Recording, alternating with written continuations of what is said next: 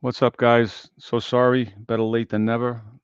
Little technical difficulties trying to get signed on, but we finally made it, thankfully. Only took a few extra minutes. Uh, so tonight I wanted to leave it kind of open.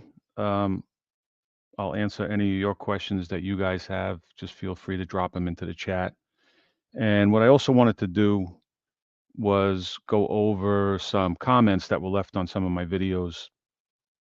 Sometimes they're a little detailed, some of the questions that I get, and it's kind of hard to address them, in a sentence or two. Uh, and I don't want to be sitting writing like a whole dissertation, in the comments section. But I do like to. I mean, like I always say, I always appreciate comments from everybody. Um, but I'm not big on just leave. If it's a detailed question and you really want to know something, and I can possibly answer it or give you some ideas, I just want to expand on it a little bit. So a lot of times, what I do is I'll just take a snapshot of them and just hold on to them, and then hopefully, we'll get back to them at some point. Um, I want to start off with one question from one of our subscribers named John S. And he, a lot of the problem today is, everybody, 75% of the people are obese or overweight, right? We keep saying that's a fact. Well, how do you know that's true? Walk out in public. Just walk out in public, go to any supermarket, look at what people are putting in their carts. Um, and the fact of the matter is, we eat so much, we eat so often, but we also drink a lot. We drink a lot of calories, and that's in the form of soda, kids' juices, these bullshit energy drinks, these lattes that everybody thinks, oh, it's only a couple of hundred calories, but it's completely sugar. It's all sugar. I brought up the one. I believe it was at I'm gonna say Dunkin' Donuts. I don't remember which one, but it was some bullshit frappe cappuccino, blah blah blah, and it had 45 packets of sugar in it. 45 packets. Um, you know, I'm a recovering sugar addict. I'll never be over it. But even back in the day when I ate sugar and drank sugar in my coffee, if I put more than 3 packets of sugar in a cup of coffee, uh, it, I was kind of put off by it. It was a little much. Not that I didn't like sugar, but 2 or 3 packets and I was good to go. People are literally drinking 45 packets in a cup of coffee. You're going into Starbucks, you're going into Dunkin' Donuts, you're going into these coffee places, and really what you're buying is a coffee flavored ice cream sundae. You know, so it's ridiculous. So a lot a lot of the calories we take in are calories that we drink. So John S was asking for a substitute for sweet drinks for kids and teens. He's trying to, I guess, get the kids off of this shit. Again, a lot of these, and especially with young kids, and I did it. I'm guilty of it. I have 2 kids, and back in the day, I that's the way I raised them. And you bought these things, these juice boxes and juicy juice, and they have the fruit and the grapes on the front, and you think, oh, it's so healthy, it's fruit juice. It's one of the worst things you could do. I mean, you want to talk about rotting the teeth out of their head, but then destroying their liver. These little kids, and they drink it by the gallon, all day, every day, and it's not healthy at all. So it's hard, and once you get them started on it, again, we talk about how addictive sugar is, and it's an extremely addictive substance, stronger than any drug. Heroin, cocaine, it works on the same reward system, and that's why we're hooked on it. That said, once you are hooked on it, it's a process to get off of it, right? It's almost impossible just to do it cold turkey, like it would be with anything, with alcohol or with any drug, and that's a fact. You can't. Um, I was always a big soda drinker. I was raised drinking soda. I never had any idea that it was bad for you or whatever. When I decided to get off of it, what I did was I used to cut it with, club soda or seltzer, whatever you call it, and I would pour a glass of it and then put, say, like a quarter of the glass would be club soda or seltzer just to, lessen the sweetness a little bit. And I would do that for a couple or a few weeks. Then I would add a little more and a little more. And eventually I got to the point where I was able to do it. Um, but again, it's you have to beat that craving. The other thing, you could wean yourself off in that manner, get down to the point where you could maybe take seltzer water because a lot of people too are addicted to that fizz, with especially when we're talking about soda. So you could take some fruit and put it in there, some orange slices, or I'm big on lemon now. I do that a lot. I don't drink really anything carbonated. Sometimes a mineral water or something like that, but basically just straight water, and I put some lemon in it, and it tastes fine to me. But it's a process. Like I said, it's a drug. It, for all intents and purposes, it is a drug, and it's really difficult. I certainly don't suggest. I never advocate any type of diet drinks. I don't believe in these artificial sweeteners, the aspartame, the Ace K, the sucralose, which is Splenda, any of them. Any of them. I think they're detrimental. All the research I've done on them, and again, you have to watch where you get your research from, because the food companies that add this stuff to it, and the food companies that produce this stuff, are going to tell you no, it's perfectly harmless. It's an inert substance. You just put it in, you get the sweet flavor, and go on with your day. There are circumstances for everything that we put in our body, and there's certainly circumstances for putting those things in your body. So I would never, I don't advocate uh, any type of diet drinks, anything like that.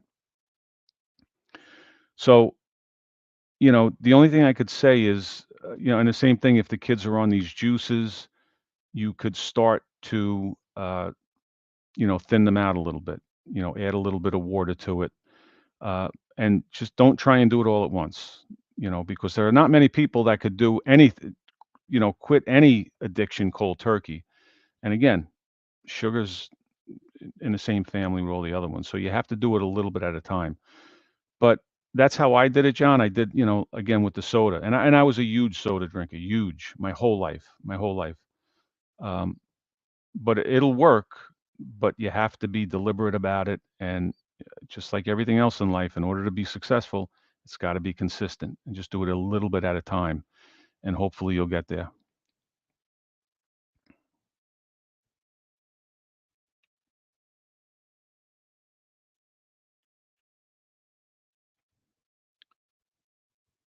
Just a yogi doing burpees in his basement.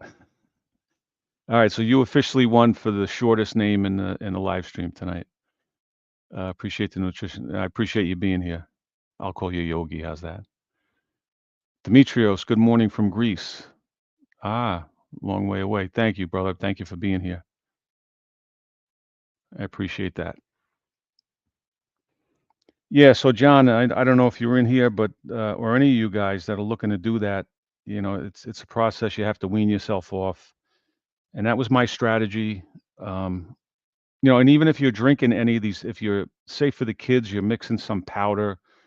I don't know whether it's Kool-Aid or iced tea, or just gradually add a little bit more water to it, um, and some fresh lemon. You could do that as you go along, because that's going to add more flavor, rather than just have that, you know, because they're going to catch on after a while, right? So if you just throw the lemon in to begin with, hopefully that'll help the process, trick them a little bit. Gusto's in the house. Yeah, that is he's got a cool name. Eric. Okay, Eric, I'll call you by your name then. Thanks, brother.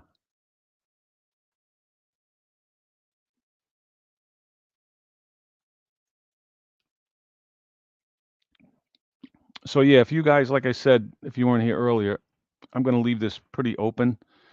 Any questions you have, just throw them in the chat. If not, what I wanted to do was go back over some comments uh, that were left on the videos previously that I just wanted to address a little bit more, go a little more in detail.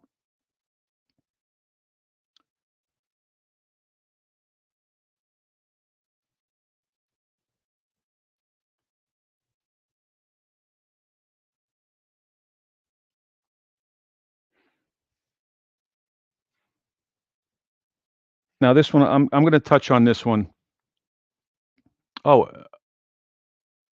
Oh, okay. All right, Eric. Okay, I apologize. I didn't realize I wasn't aware of the name change. I apologize on that one. Okay, well, that one went right over my head. Uh, this one we've touched on many, many times, and I'm sticking to my guns on this because I get it pretty often, and I see it on other channels pretty often. And the question was, do I do calisthenics or weights? And do I think that calisthenics alone will provide sufficient results in terms of muscle growth? Yes, yes, yes, yes, without a doubt. Um, Especially for somebody who's starting out, somebody who's brand new. Really, anybody, I don't care what you do, any type of resistance, if you're new, uh, and especially if you're younger, you're going to make great gains.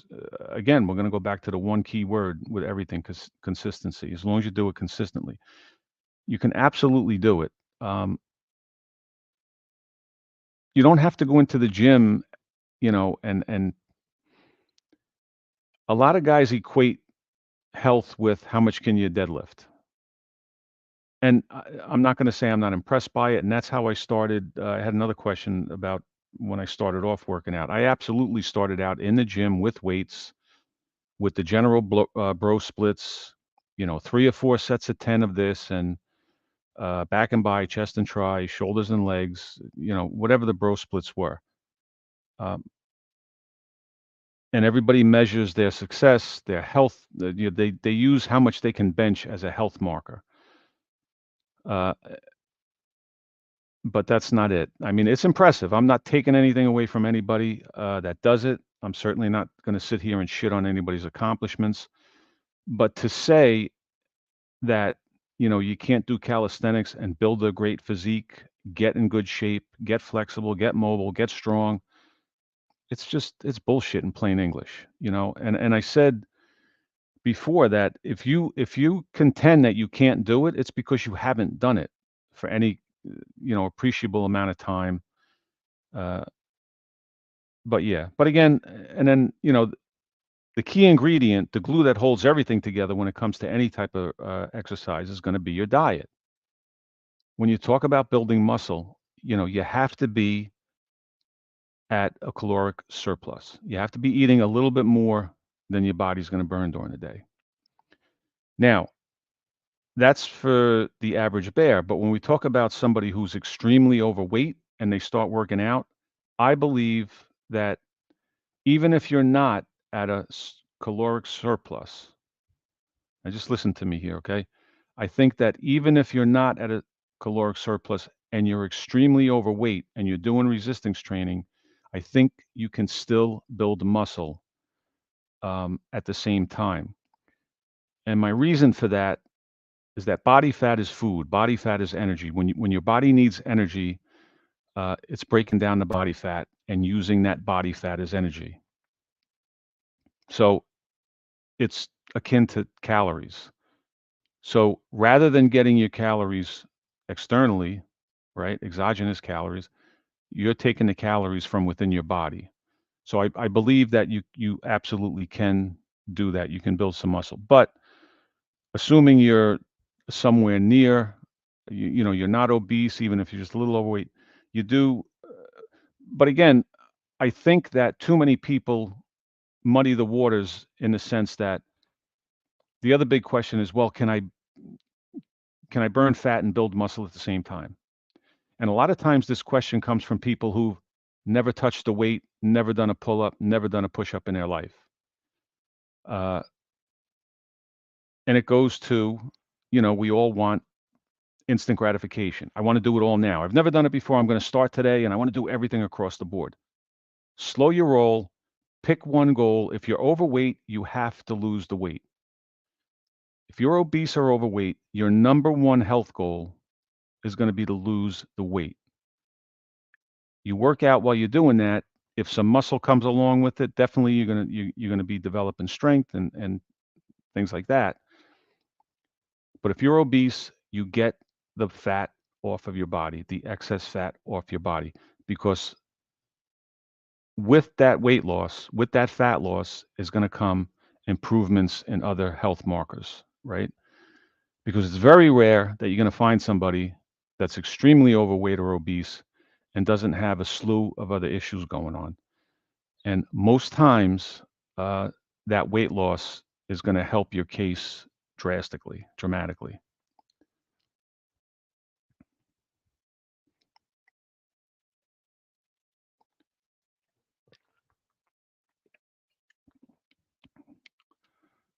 Eric McCarthy, the Navy SEAL expert. Okay. Two Pump Bandit. Johnny, thanks for being here, brother. Hope you're doing well.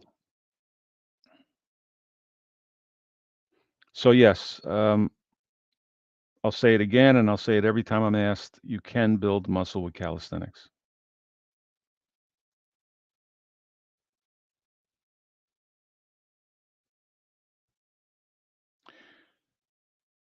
I put up a post a while back about push-ups, and I think everybody in here probably does push-ups, or if you're not, you should be doing push-ups.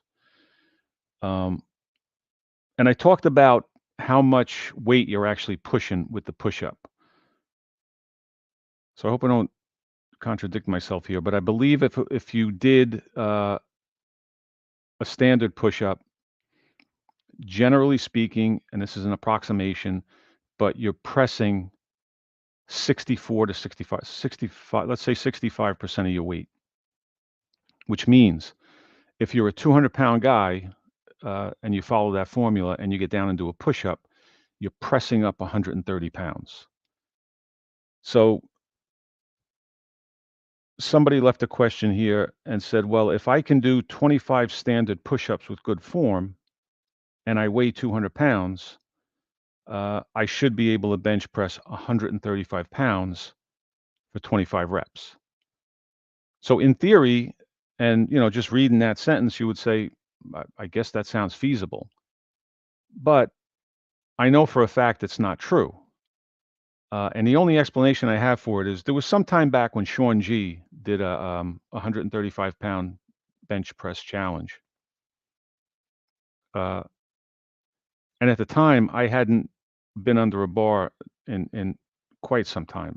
Any bench pressing I was doing was with dumbbells. I was doing a lot of push-ups and things like that. But anyway, he did this, just basically how many reps can you get with 135 pounds? And I was able to get 36 reps, I believe it was. I think it was 36 reps.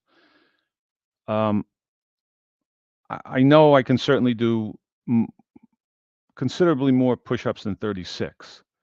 So my only explanation for that is the fact that when you bench press, say with a barbell, you have that stabilization factor where when you press that weight up, it's going to go every which way. So not only do you have to press it straight up like you're doing with a push-up, but then you have to control the weight. And then I think too, and this would probably be more when we're talking with dumbbells, when we talk about our range of motion. With the push-up, most people aren't, the range of motion on a lot of people's push-ups is, pretty rapid fire. And to be honest, like most of us don't go all the way down, touch the floor with our chest, and then come all the way back up. But you'll normally see people on a bench where they'll at least tap their chest and come up to pretty much full extension or just almost a full extension. And then with dumbbells, you're going to have a way deeper range of motion. So unless you were doing, say, deficit push-ups, where you're, say up on parallel bars and and you're doing push-ups and you come down, that's going to change the game, because then you're pushing that same amount of weight, but you're also adding in that extra range of motion. You're pushing that weight a greater distance. That's my take on it. Let me know what you guys think.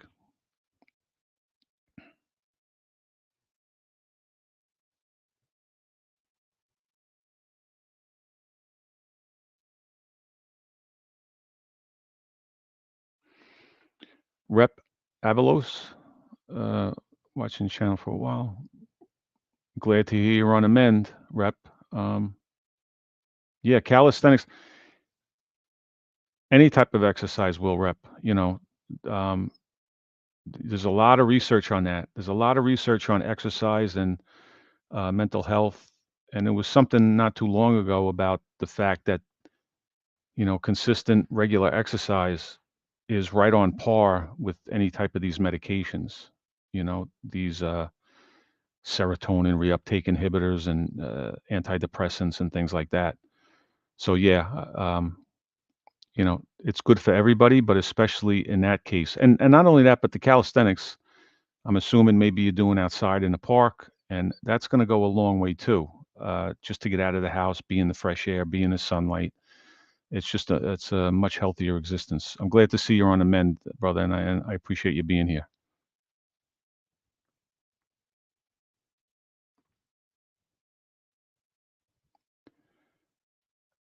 Red Pill Fitness, greetings. As an older man is keeping up an active lifestyle, fitness speaking. How does that? Well, I just turned 60, Red Pill, and I'm doing okay. I'm doing okay. Uh, you know, I think what's really going to mess you up is, when you talk about an active lifestyle, are you talking just that you just physically exercise? If there's any issues, you're always with any type of health problem, including that type of problem, you're going to go right to the diet, right to your nutrition. You know, uh, are you taking any type of medications? Are you taking blood pressure medication? That's going to affect it. Uh, are you taking antidepressants? That's going to affect it. There's a lot that can affect it. Um, but generally speaking, right now, I don't take any medications. Uh, so no, I don't have any issues. But again, I try to keep my diet clean. I supplement with vitamin D with zinc, try and keep my testosterone levels up. So far, it's working. Uh, but again, when you talk about your lifestyle, if you're out there boozing, if you're getting high, if you're not eating right, and thinking that you're going to exercise all of that away, it's not, and it's going to dramatically affect your testosterone levels, which is going to affect, what you were mentioning.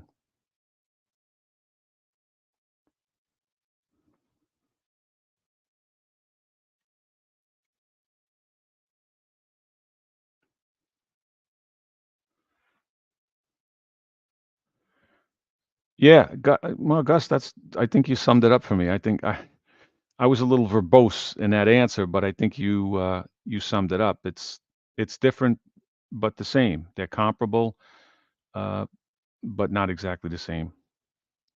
But at the end of the day, if you're consistent, you're going to make the gains, right? That's all that matters.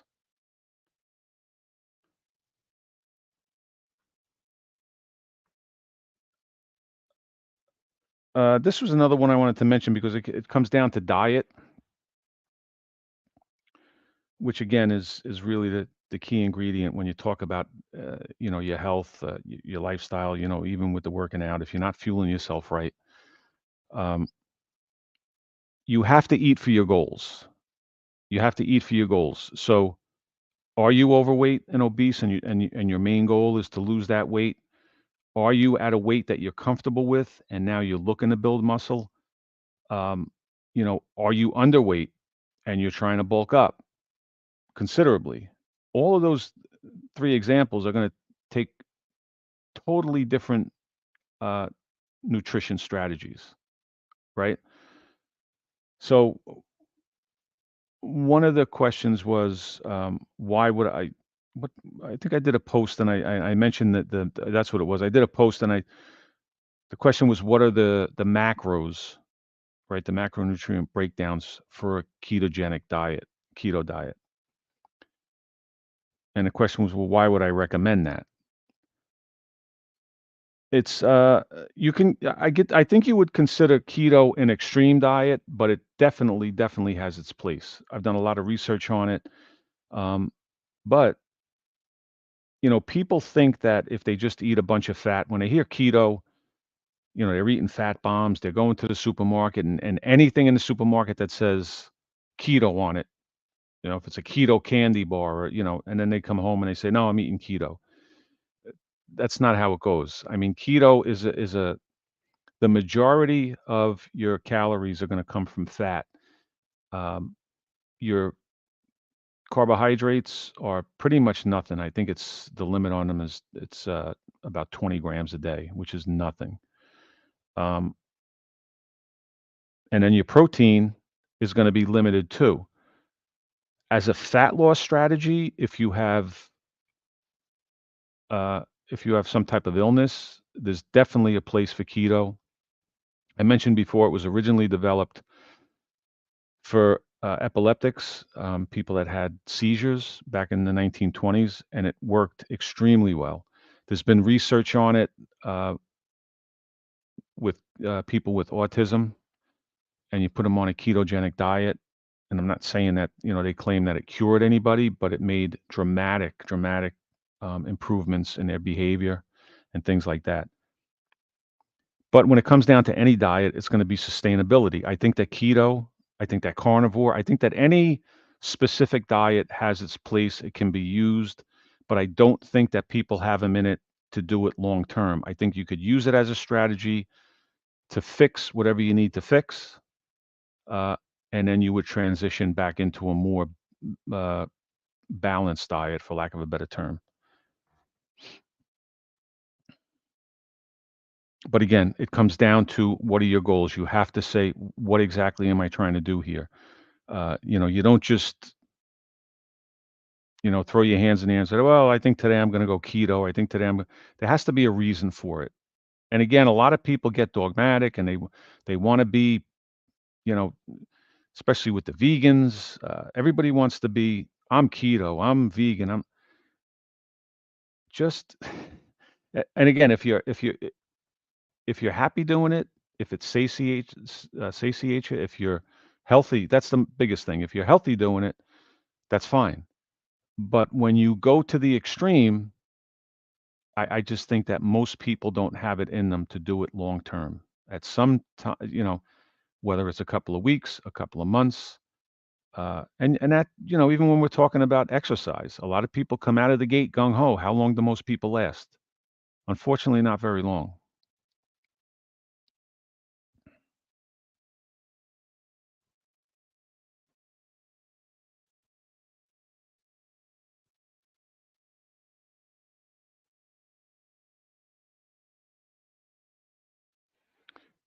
All right, well, Rep, I didn't even see you when I was just talking here. I was rambling on. I didn't see your comment about the Zoloft and the Prozac. Okay, so you say more of a keto diet. Does that mean it's pretty much low carb? Because again, with any type of mental issues, I would highly suggest at least, a low carb, if not full blown keto. And you're saying it is having some beneficial effects, and good on you for getting your vitamin D because pretty much everybody's low on the vitamin D, and it affects so much in your body, especially for us guys. It plays a huge part in testosterone production, and most people are the majority can easily say the majority of people are deficient when it comes to vitamin D, and there's a lot of ramifications for that in your body.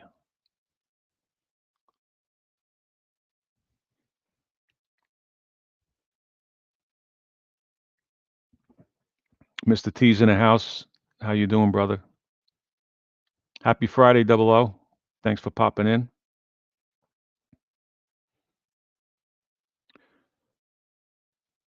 Charles Dotson. What specific foods do I eat for a typical breakfast, lunch, and dinner? I don't eat 3 meals. I don't eat a breakfast, lunch, and dinner. I eat 2 meals a day. On the odd day, I'll only eat once, but the vast majority of the days I do eat twice. My first meal very often consists of eggs. I eat kimchi. Actually, started making that myself. It's a good fermented food. It's good for probiotics. I'll have some cheese, a little bit of meat, Yogurt with some type of nuts, whether it's walnuts, pecans. Um, some in the summertime, I got on the fruit bandwagon. I was eating quite a bit of fruit, bananas, apples. Uh, I always have some frozen berries on hand, blueberries, and that's really it.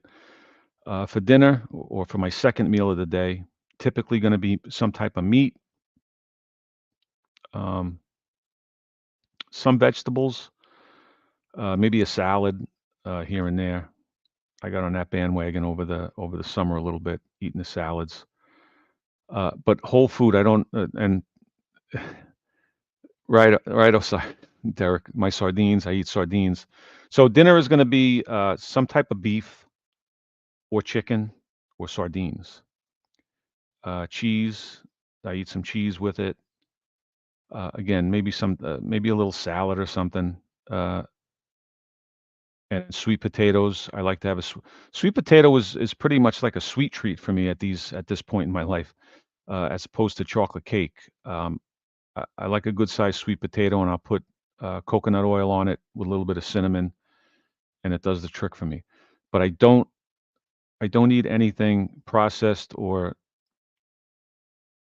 I I guess you could make the case that everything's somewhat processed these days. But yeah, nothing in a bag or a box or anything like that. It's pretty much all whole food. Mr. T, do you struggle with eating? I don't. I honestly don't, and that's an honest answer. I'm not putting up a front here. Uh, there was a time where I definitely would have, but I say this all the time now. I honestly enjoy what I eat. Oh, I'm sorry, and Charles, getting back to again, I talked earlier about how we drink so many calories. I drink plain water, green tea, coffee, and that's about it. And I'll put some lemon in the water. And when I'm working out, I add a little bit of salt and potassium and a little magnesium to the water for electrolytes. And that's really the bulk of my diet. It's always going to be some type of whole food. I don't count my macros. I'm not worried about how many calories I'm eating because I'm eating whole food, and I just eat till I'm satiated. Actually, sometimes a little past that, but I'm not really worried about it. Uh, because like I said, I don't eat anything. I don't eat anything before my first meal, in between my meals, and then after my second meal. Nothing. Only liquid. I may sip on some coffee or some green tea. But Mr. T, no, I don't struggle with it at all. I'm perfectly content with what I eat every day. Uh, I'm not sitting here saying, "Oh, gee, I wish I could have, whatever." It doesn't, because I know how I feel now after I eat it. You know, I'm not immune to having a couple of slices of pizza here and there, which I was raised on. I actually worked in a pizzeria, throughout my teens, and I ate pizza. I had it coming out my eyes, but and I love, who doesn't love pizza? But I know now, I know exactly how I feel after I eat it, um, and it's not good. I don't like the way I feel when I eat that stuff. So, will I never eat it? No, I'm not going to say that. I'll grab a slice or two on occasion, um, but no, I'm fine. That's it, Derek. Grab those sweet potatoes. Lots of fiber there. A lot of good stuff in them. Sean G's in the house, guys. Podcast with Soul. What's up, Sean?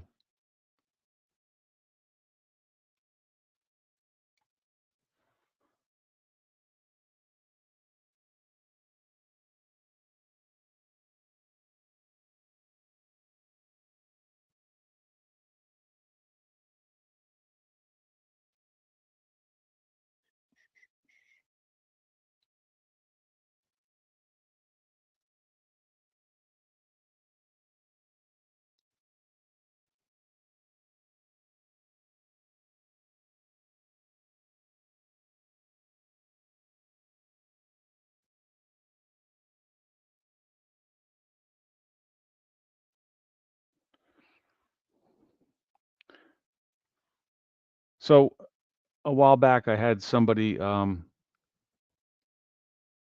left a comment about Cali Muscle, asking what I think. I've mentioned him before, Cali Muscle. What do I think about him going on a watermelon only diet for 30 days after he had a heart attack over a year ago? So I'm not going to deny that the guy has some talent uh, as a clown, as a comedian. Um, Obviously, I mean, it's no secret. You know, he downplays it to some degree, but he's been a huge, huge steroid user for years and years and years. I'm not taking anything away from his athletic ability, from anything like that. You know, he's a family guy. I don't go for his shtick on YouTube. I don't like the fact that he's been selling these snake oils, just these bullshit supplements, he calls them. And if I remember correctly, he had things on there to cleanse your liver, and of course, the hyphae mud, the pre-workouts, and it's just all nonsense. Um, so I don't appreciate that kind of stuff. Again, I don't know the guy personally, obviously, so I'm not going to say anything about him as a person. But his shtick on YouTube, I don't go for. I don't go. You're certainly not going to go watch Cali Muscle to get any health and fitness advice. If you think you are, and if you're listening to anything he says, all I can say is good luck. But I've heard him talk. He was on a podcast. I don't remember the guy's name. I've seen some of his interviews, but I saw a snippet of, and just some of the things that comes out of this guy's mouth when it comes to nutrition. Uh, you know, I think he had the one heart attack. I don't know. Excuse me. I don't know if he had two. Did he have a second one? But he was spewing some type of bullshit about, he had the heart attack because he ate too much salt and it clogged him up. It was just nonsensical bullshit. And the guy didn't even press him on it. So shame on that guy. I mean, he should have pressed him on it. So what the hell are you even talking about? But anyway, if you find him funny, if that's your type of humor and you like the stuff that he does, by all means. But I would never. And I think the whole watermelon kick came from, there was a post. I think Scott Bernhard made the post that Cali Muscle had commented on one of his videos or posts. I don't know the whole exactly what happened, but I think it was right after that he got on this watermelon kick. But if you think that if you've been abusing steroids, and really some of the videos he put up over the years amounted to nothing but a mukbang, right? He's in Popeye's fried chicken, he's in uh, whatever burger joint, and just you know ramming stuff down his throat. And if you think that after all that, and you have a heart attack or two, and you eat watermelon for a month, and all of a sudden you're some kind of health and fitness guru, you're sadly mistaken. Not that watermelon is unhealthy, um, but it's not going to fix heart attacks.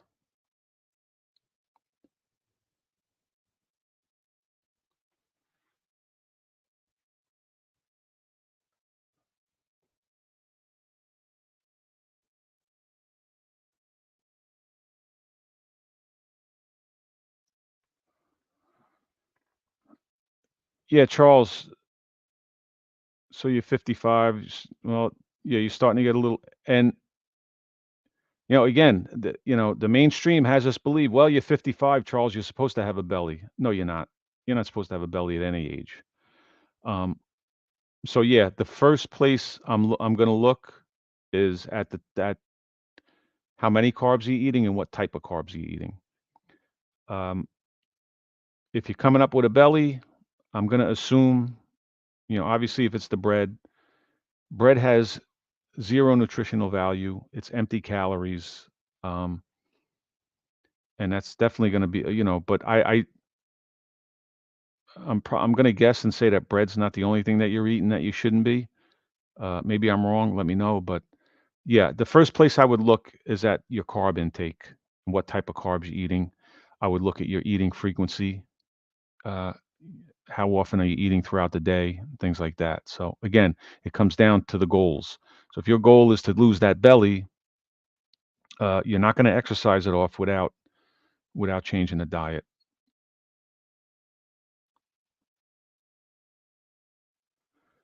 Frankie, how does one eat to build muscle?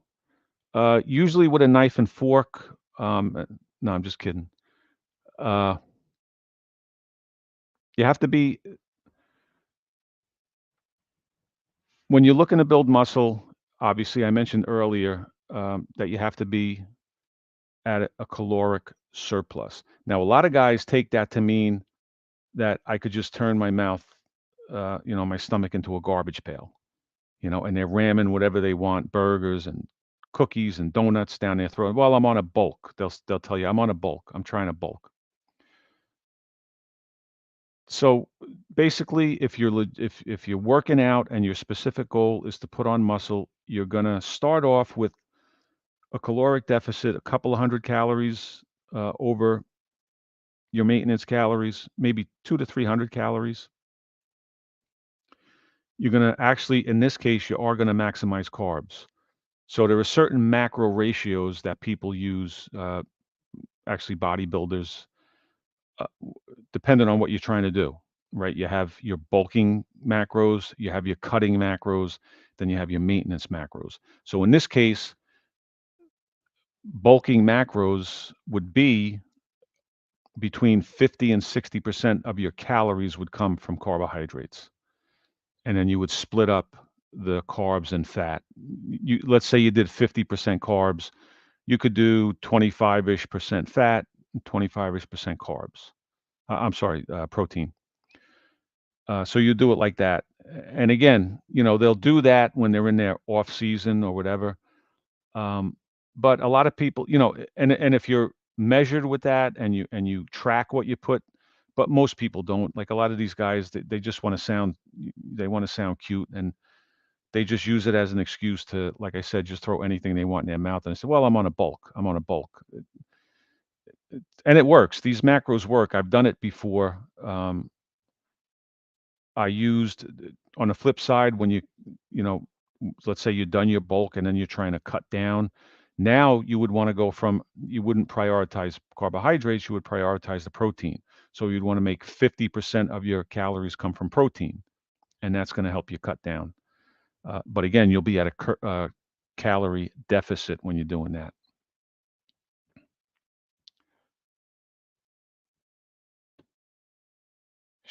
Gusto, shout out to Brett. Shout out to the bread guys.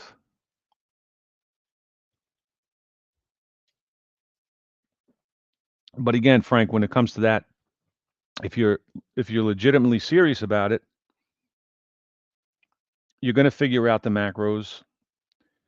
Uh, you're going to watch that calorie intake, and it's trial and error.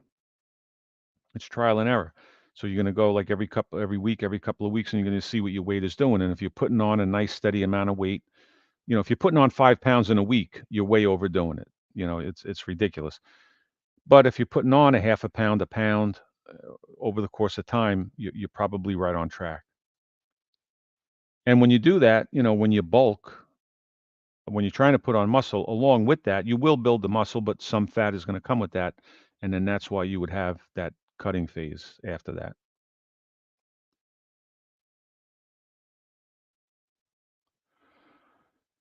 Uh,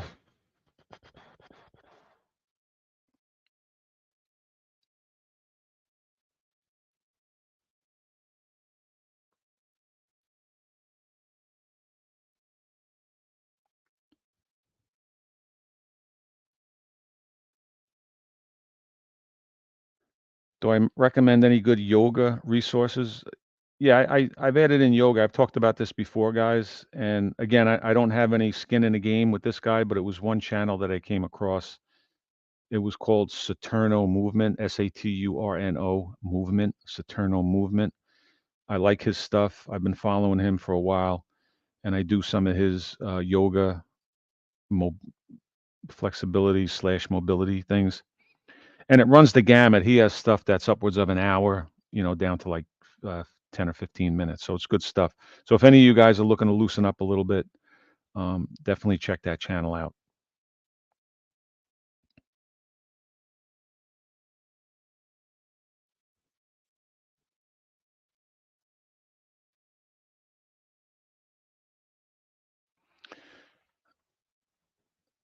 And somebody asked a while back how many calories I eat a day. Again, I don't track. I've done it. I've done it before. Uh, if I had to give a rough guesstimate, I'm probably in the 2,500 to 3,000 range, if I had to guess, somewhere in there on the daily. I pare it back a little bit. Again, I'm not very structured with it. But I eat kind of intuitively, and I know, like if it's a day where I know I'm not going to work out, uh, then I will pretty much cut the carbs for the most part. But if it's a day I'm going to work out, I'll have that sweet potato. I'll have a few pieces of fruit and things like that. But I haven't done that in quite some time. Actually, sat and tracked exactly how much I'm eating a day. But just I think about what I eat, and I think if I started tracking, I'd come in somewhere in that 2,500 to 3,000 range.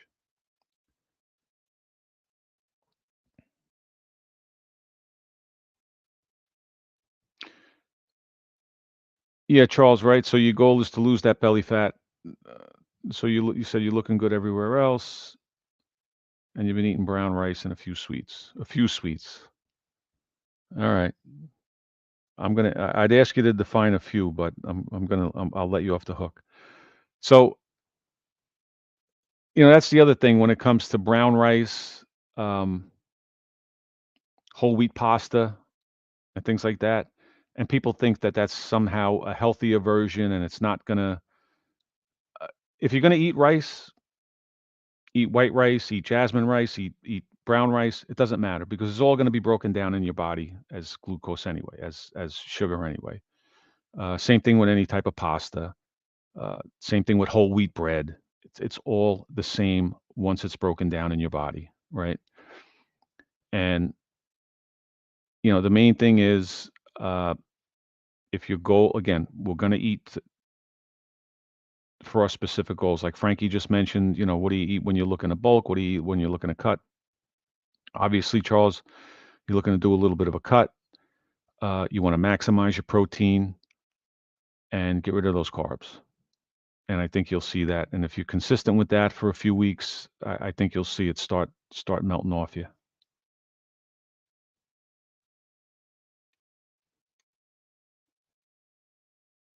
So Osiris, yeah, Derek. So okay, right.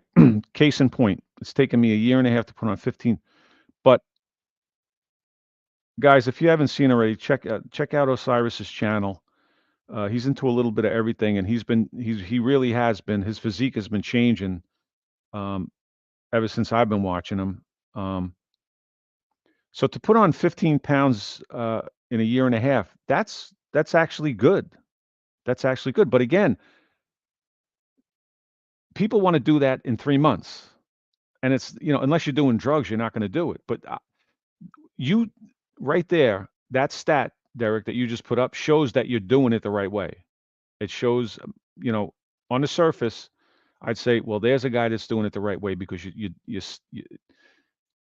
consistent, over time, and that's how it's got to be. But again, what's the cliche? It's a marathon, not a sprint, but everybody wants to sprint. Everybody wants to sprint. You take the guy that's 50 or 100 pounds overweight and he wants to lose it in 2 months. Well, you saved up that fat over 10 years. And then you want to drop it in 3 months. And if you don't, I tried everything. I can't do it. So good on you, Derek. And it's really showing. You like a Greek guy.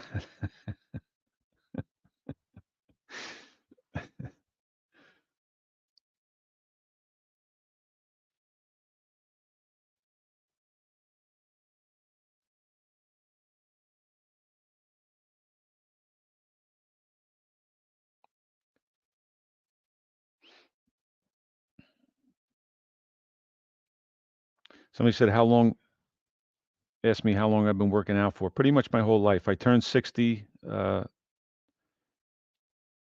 a week and a half ago, and started working out in high school, toying around with the old rickety Universal gym. When I was 18, I got my first gym membership. Uh, Toyed around with there, and then I went to the police academy when I was 20. So right after I got out of there is when I really started getting serious about weightlifting. Um, but pretty much since I was a kid, I've been working out to some degree. Over the years, there was that ebb and flow where I backed off a little bit, but I always kind of did something. And my plan is to do it until I drop. There's no sense in quitting now. I came this far.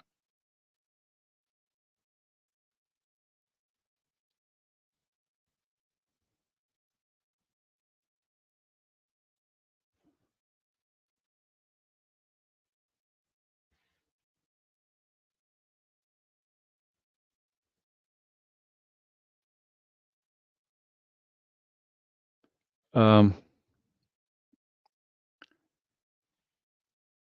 so then we had the obligatory testosterone. Uh,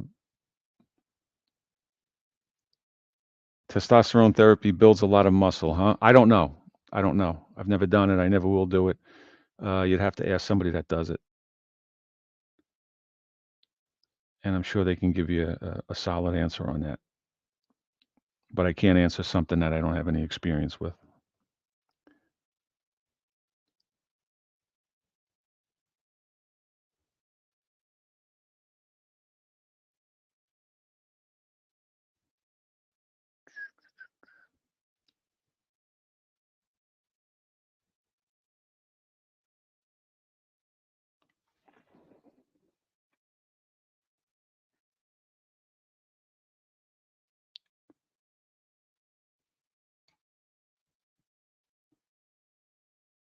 Derek, you've been stalled for a while. Well, that happens. This plateau's going up and this plateau's coming down, right? Even people when they're trying to lose weight, and that's what discourages a lot of people. Again, because like I mentioned before, because everybody wants the quick fix.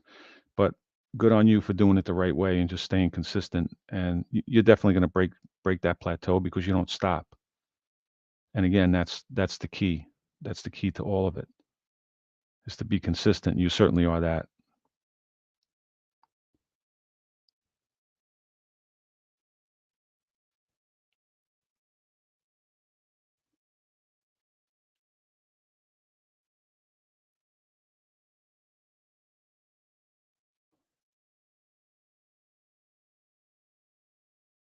Albert said, "Do I know what kind of workouts I'll be doing for the day or the week, or do I just go by how I feel? And do I track my workouts? No, I don't. I think I mentioned this in the last live or at some point. I don't, and I'm kind of envious of the guys that do. But I don't. I kind of go by the seat of my pants. Uh, I have a general idea of what I want to do on any given day. And if it's here at the house and I'm going to work out outside and do calisthenics, then I'll kind of stick to it. If I go to the gym with intending to do some type of workout, uh, and I'm looking to use certain machines or the dumbbell area, and that happens to be crowded, then I pivot and move and just go do something else. But I don't plan. I certainly don't plan them out. I haven't worked out today yet, and I still don't know what I'm going to do. I'll do something for sure, but I'm going to figure that out a little later on. So I'm not very I'm not strict like that.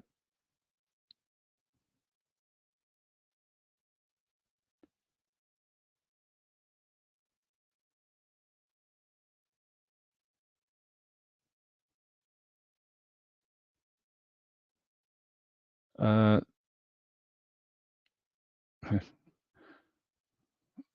one question was, how many push-ups do I do a day?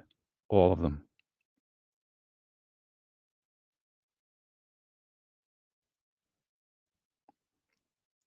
Uh, Honestly, well, I don't do push-ups every day, but and again, that's it's variable, depends on, if that day I choose to do some push-ups. I never really have a set number in mind. I just go. It might be a day where I do some weighted push-ups. Obviously, that's going to change the game.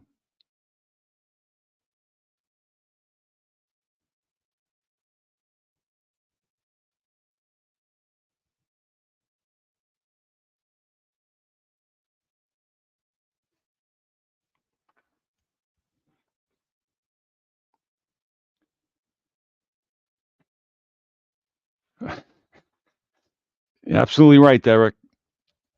Those sardines are going to put you over they'll put you over the hump. They'll get you going again. They'll get you moving again.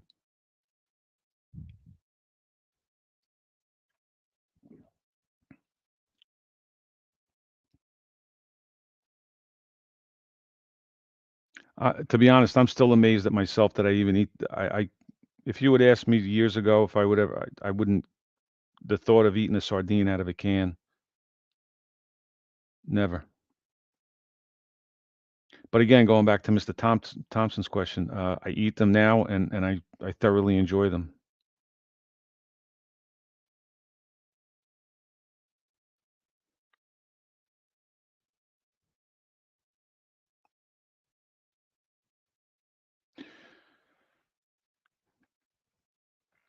What exercise do I do for my medial delt?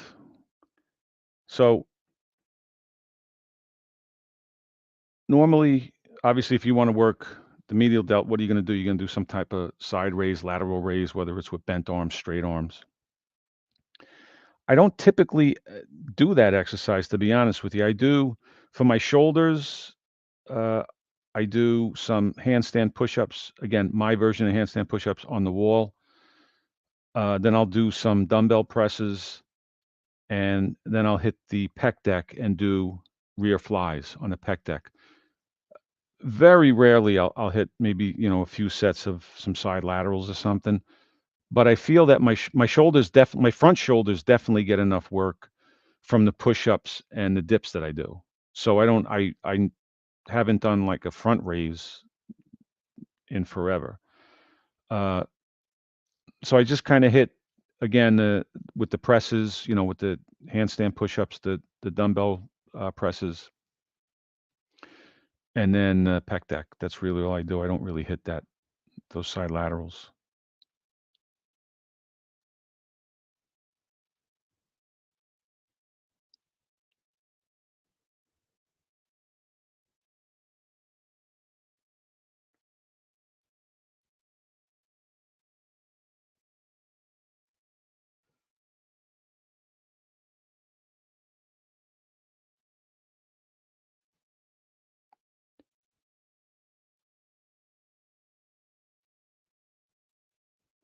S- So another question was, I don't have access to a pull-up bar. Can I do inverted rows instead? I'd like to get Gus's take on this, actually. Again, you do the best you could do with what you have where you are. Um, so you want to do some type of rowing motion, some type of pulling motion to hit the back. So if you can't do pull-ups, I think rows would be the next best option for you. Um, I don't know, Gus, if you're still there. I mean, do you do any type of rows, or are you just actually? I don't remember ever seeing Gus doing rows. I don't know, but they're definitely an option if you don't have access to the pull-up bar. You definitely want to be hitting some rows and always want to switch up your grip. You want to go close, wide, supinated, everything, just like you would on a pull-up bar.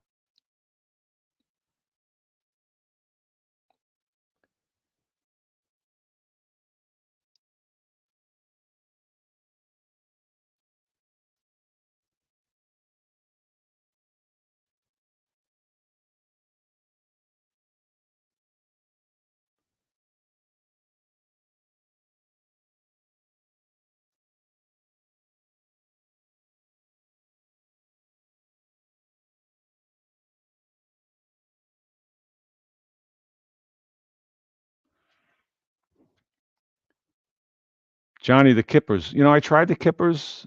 I wasn't too much of a fan of the Kippers. I kind of prefer the sardines, to be honest with you.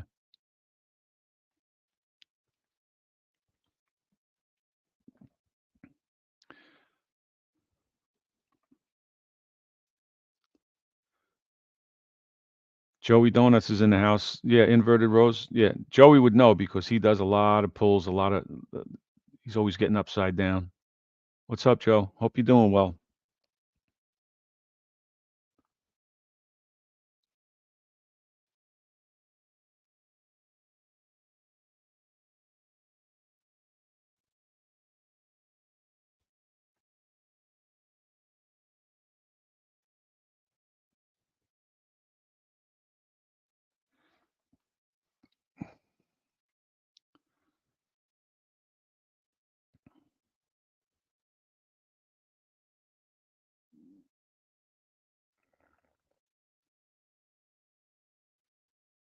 Yeah, so there you go.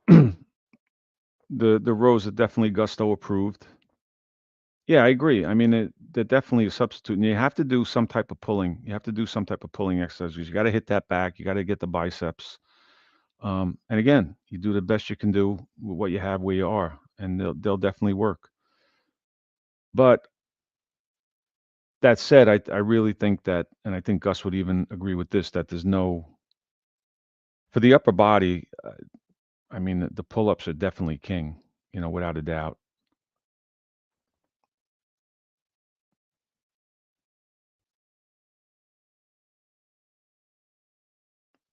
There you go. Rows are the pull-ups like push-ups are the dips.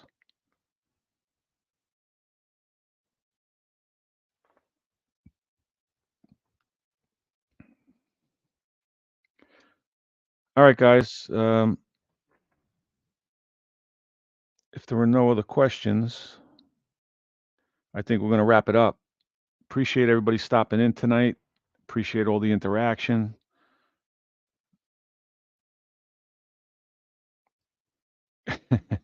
Every, yeah, they do. And rows are the royalty. Yeah, they're definitely a great exercise. I would definitely incorporate those in place of the pull-ups, but do everything you can do to try and get at least a few pull-ups in. And again, even with the pull-ups, I'm still to this day a big fan of those bands. You know, because that's a common excuse. I can't do pull-ups. I don't do pull-ups because I can't do pull-ups. Well, you'll never do pull-ups if you don't do pull-ups. And the bands are a good way to get you up on the bar and get you moving and get you used to doing it. And you'll build yourself up doing it, just like every other exercise that you do. You don't start off benching 300 pounds, right? You start with 135 and you work your way up. It's the same principle with any resistance exercise. So really any type of exercise, even endurance, right? You're not going to go out and run a marathon tomorrow. You might run 2 blocks, but eventually you'll build yourself up with that keyword consistency. All right, guys, I am going to wrap it up. Again, I appreciate everybody for being here. All you guys stay safe. Have a good night. Get your reps in. And I'll talk to you guys in the next one. Thanks, guys.